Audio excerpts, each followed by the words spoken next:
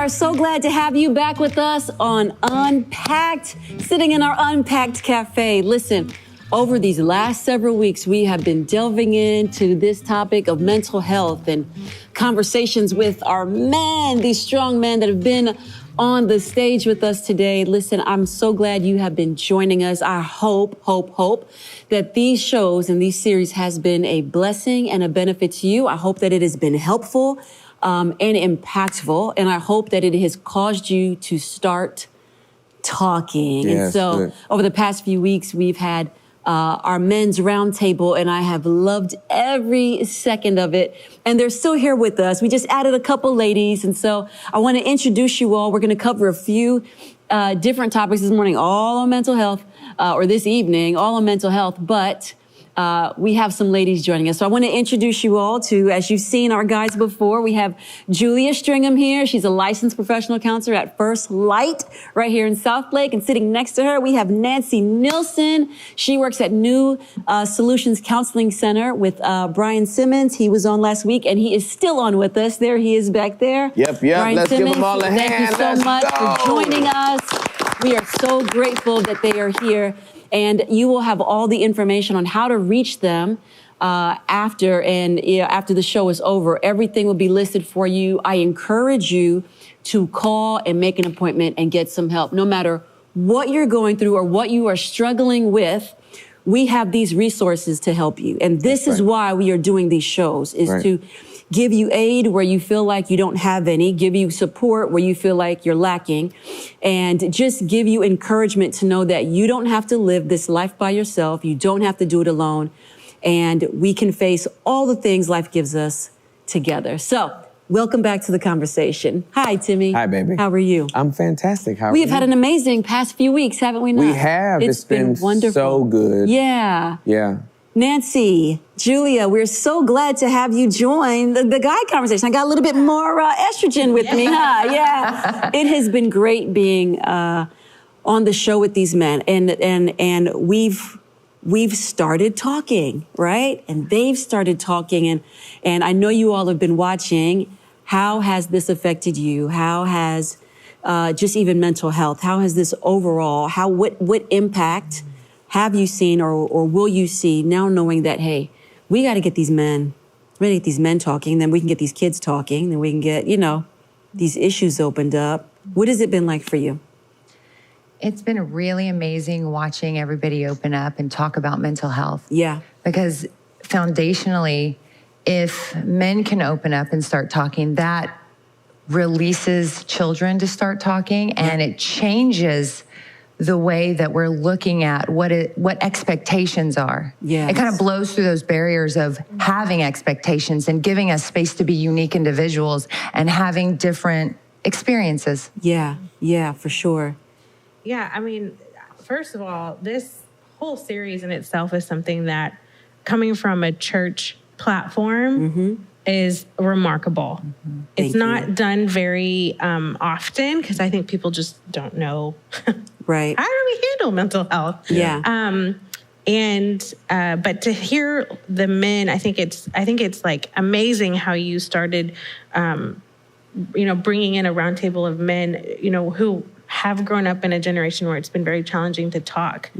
So I work a lot with marriages. That's where my credentialing is. Marriage and family. And a lot of times I see couples come in and the men just sit there. They shut down. They shut down, and it's hard, because as women, it's much easier, I think, in a lot of women, for us to communicate. We can find a bajillion different feelings for really one. Right. And you ask him, a man, he's like, I have no idea what I'm feeling.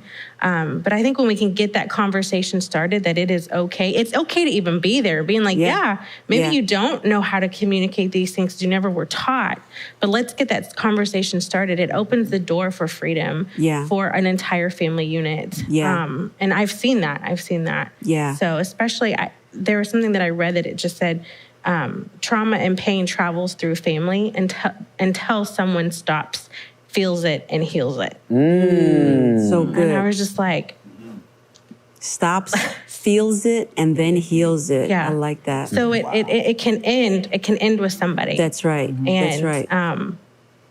I will just say, from a personal perspective, my dad, who I know you guys are familiar with, but he is a pastor, and because of, I think, what I had gotten into, him and my mom both see a therapist. I learned so much from their therapist. Yeah. He'll be like, hey, let me tell you what my therapist said in therapy today. Yeah. And I'm like, oh, please tell me. Yes. So they would come home and tell you. Yes, Yeah. and they still do. Even on the way here, we were talking to my dad, and he was like, let me just tell you what our therapist said. And it was amazing. And I was just like, wow. But it's taken us some time to get there. For sure. As a family to understand, like, we have issues. Yeah. We have issues. And let's talk. Let's own up our things. It's not pretty. There's times where it's not pretty. So I don't want to make it seem like it's like this awesome. Yeah. It's been painful. There are times where it's been painful. But and it usually is. I always tell people therapy sometimes can start out, you feel very pulled apart. Yeah.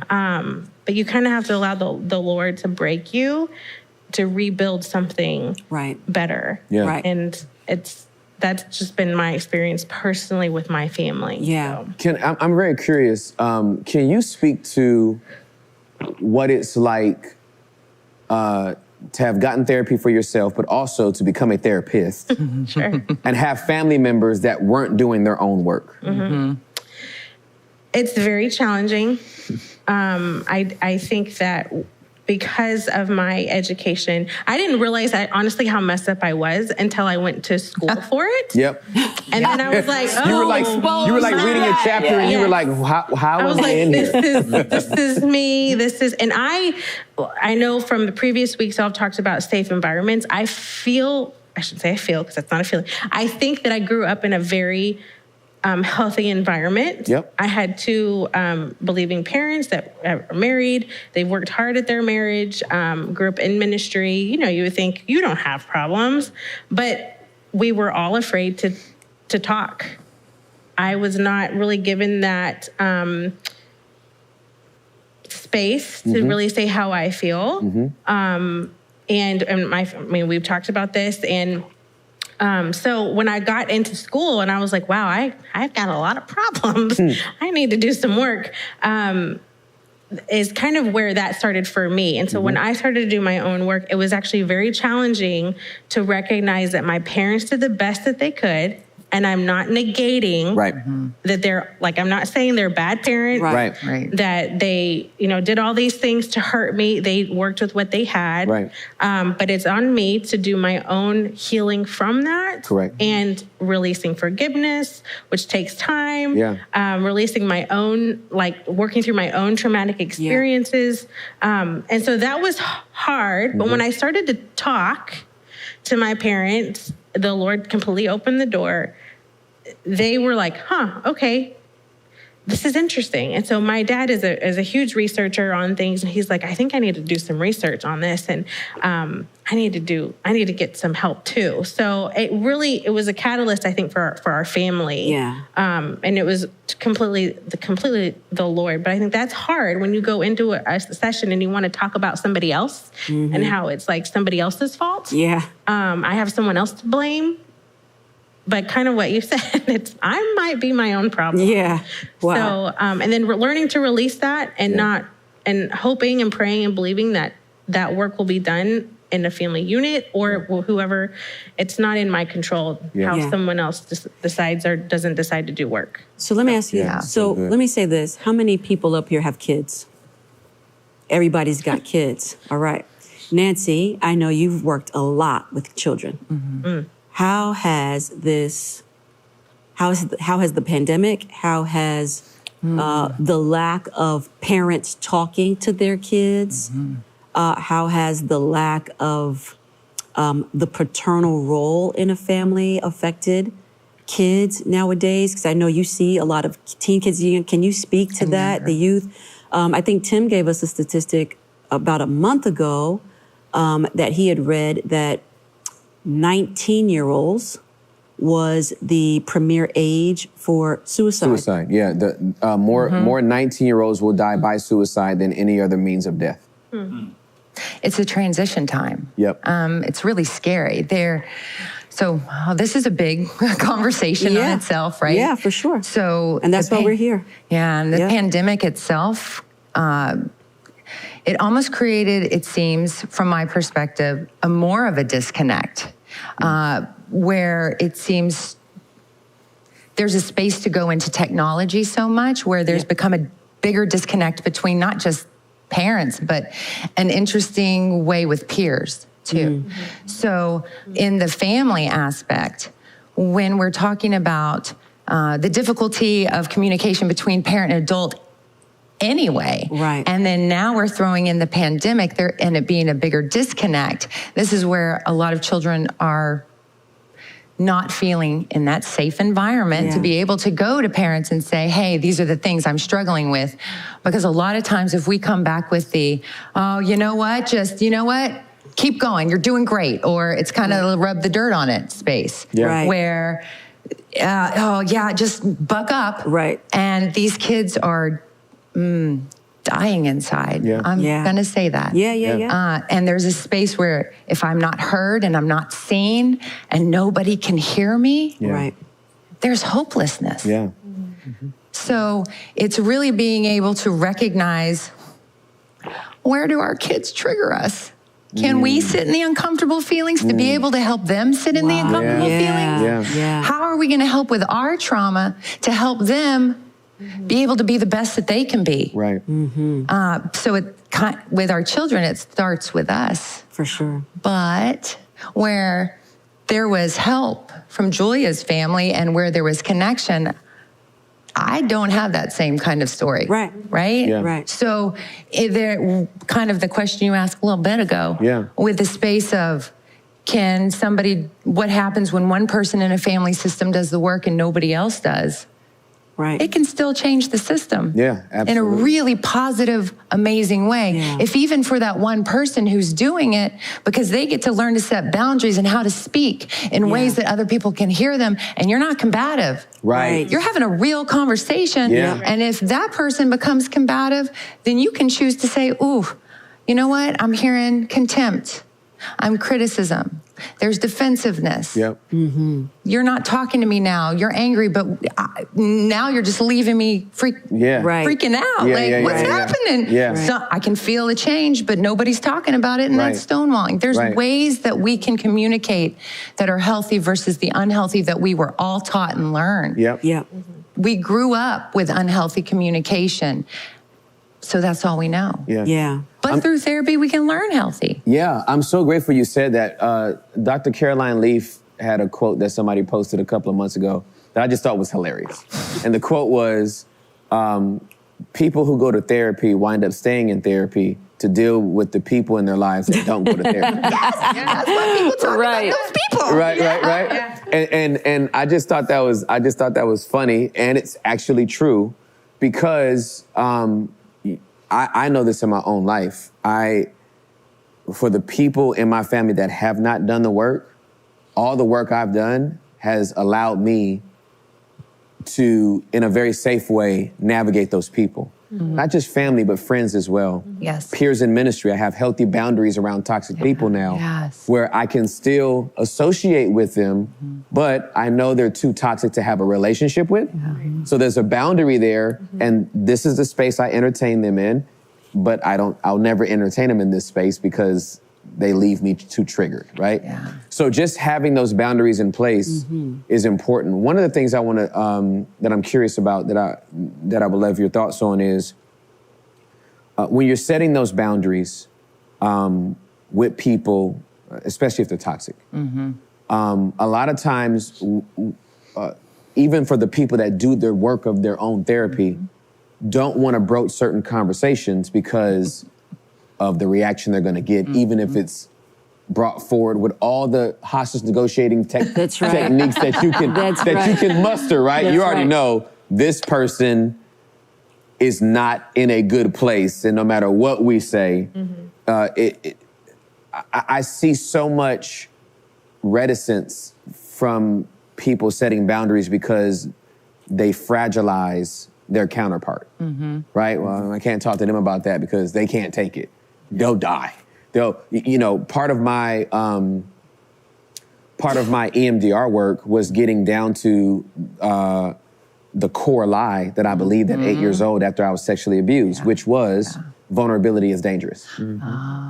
If I were to share this with my mom, she would have a broken heart. If I shared it with my dad, he was going to kill my perpetrator.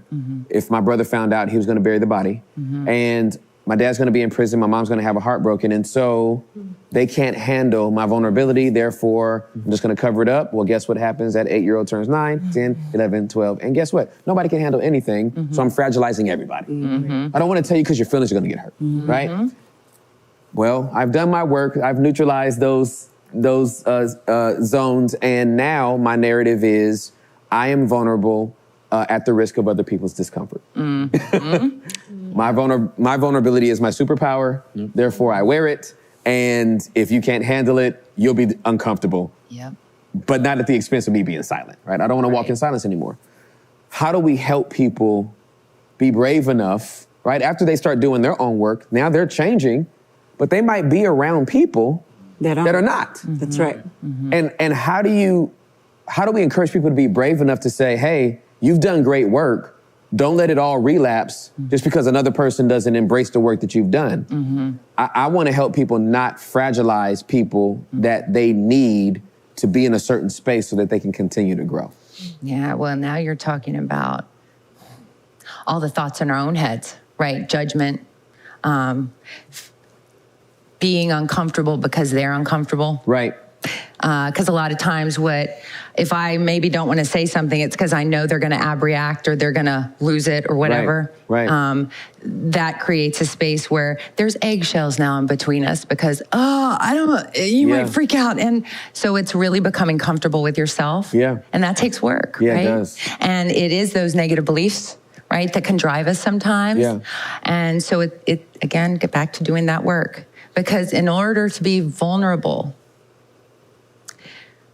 we have to be okay with what that outcome is, regardless of if it's positive, uncomfortable, negative. Right.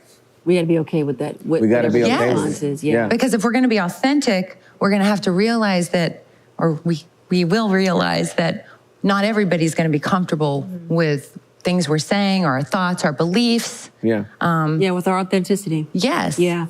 Brian, you want to chime in on that at all?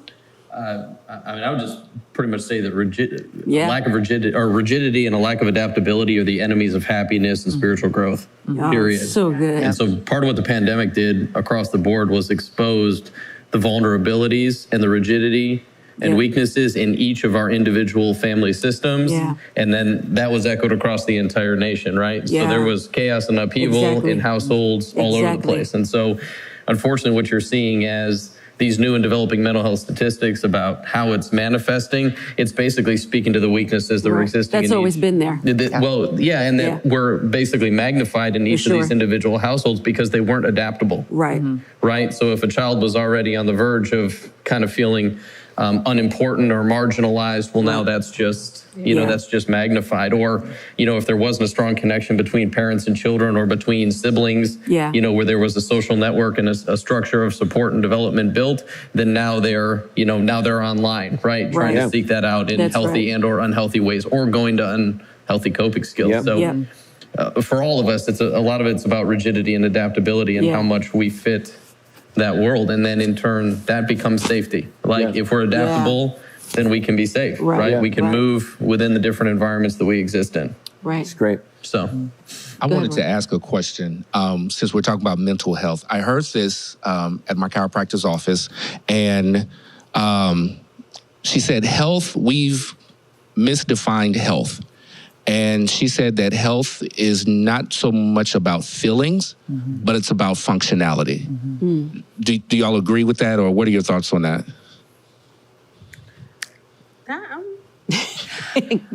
Jump in, guys. No, I think he's asking the experts. Yeah, sometimes we don't know. There you The go. fact that you're even honest about One that. of my favorite 3 words as a leader is I don't know. And I've learned sometimes I don't ever want to pretend like I have all the answers. Yeah. I'm not the expert on the client. The client is the expert. That's right. On themselves. Yeah. So feelings and functionality, I mean, I kind of feel like you kind of need both. I agree with you. You kind of need both. I think that the Lord gave us emotions for a reason. Right. And I think we learn a lot from our emotions. I think what happens a lot of times that I can see with clients and even myself, when I feel a negative emotion, I tend to veer away from that. So I do things to kind of, if I feel fear, I'm like, oh, I don't really like that feeling. So I'm going to kind of function in a different way. But if I can recognize that, like I feel fear, is it because I'm doing something new, something unknown? Then I learn to adapt to whatever that is. I don't know if that kind of answers your question, but it's just kind of what came to my mind. So you kind of need, to me, I think you need both. So Brian may have something. Well, I was just going to say there's three primary dominant theories that exist out there that are kind of different tracks of scientific endeavor going down to try and prove the role of emotions and how they work with us intrinsically in our physiology.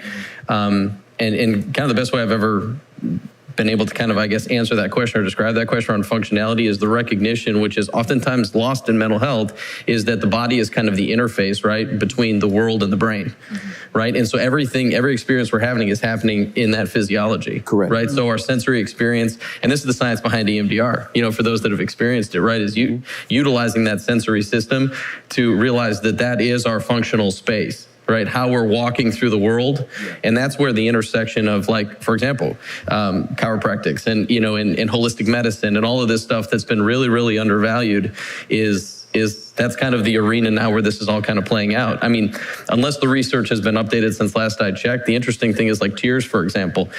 Tears, there is no biological purpose that tears serve for us or for our physiology based on what science says, right?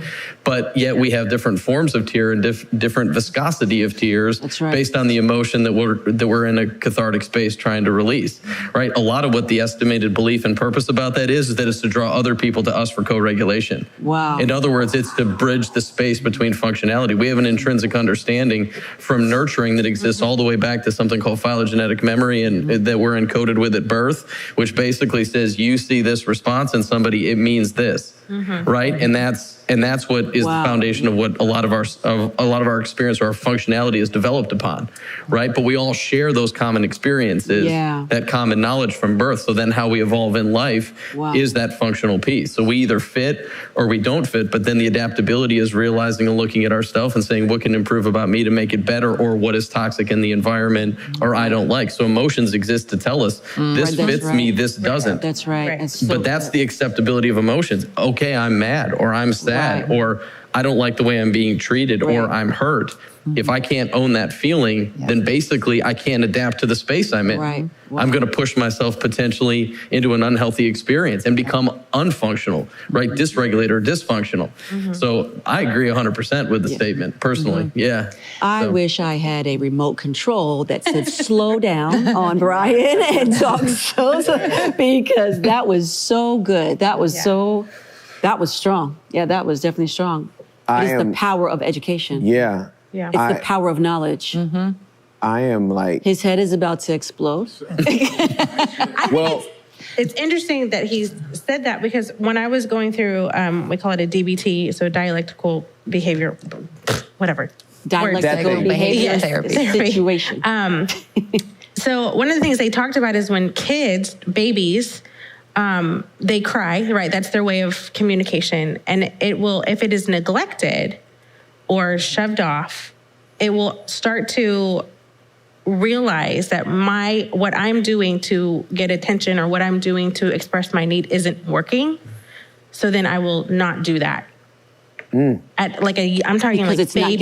Not getting the response that it needs. And so I'm talking like babies. And so like from that early age of knowing like, this is not what I'm supposed to be doing, which is crying because it's my only form of communication. And it's not getting the response that I'm needing something to be fed, to be loved, to be helped, whatever that is. It will like reverse that. So then they have no way of like really learning how to express their need or communicate their need. And you're talking like babies. Like that is ingrained at a very young age. Very young age. That's not just babies, that's grown men. Right. So I'm in I'm in a house of 5 women. So I Yes, have you 4 are. daughters Yep. and my wife. We told him he needed to get a pit bull or something Yeah. manly just to. At one point, I also had my 2 sister-in-laws with me, but that, Yeah. so it was real. Oh man. And I feel like I cry all the time, cry out. And it's like I'm saying things that they don't get.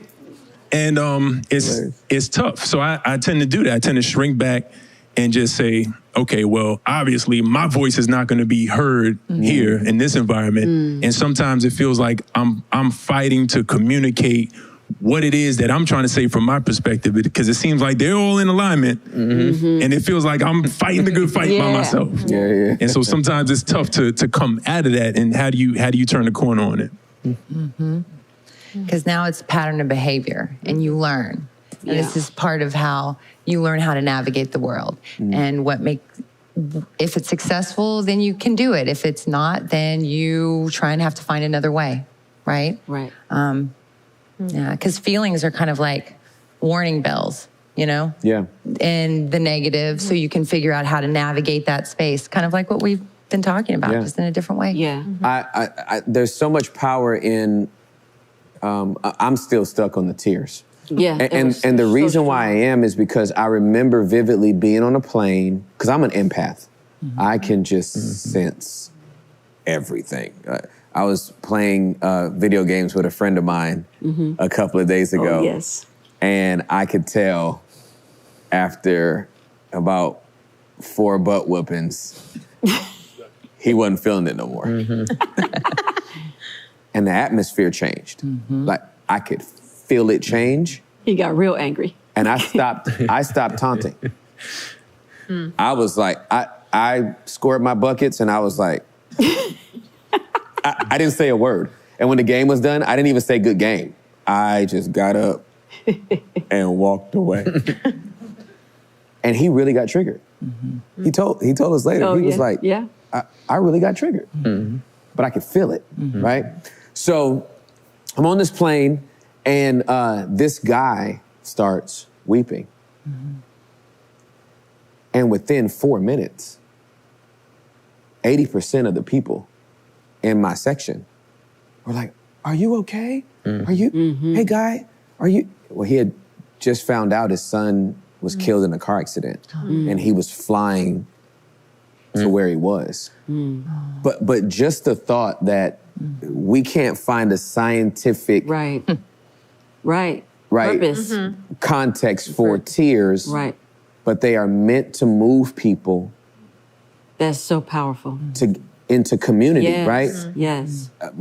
I started thinking about, because my brain just goes everywhere, but I started thinking about how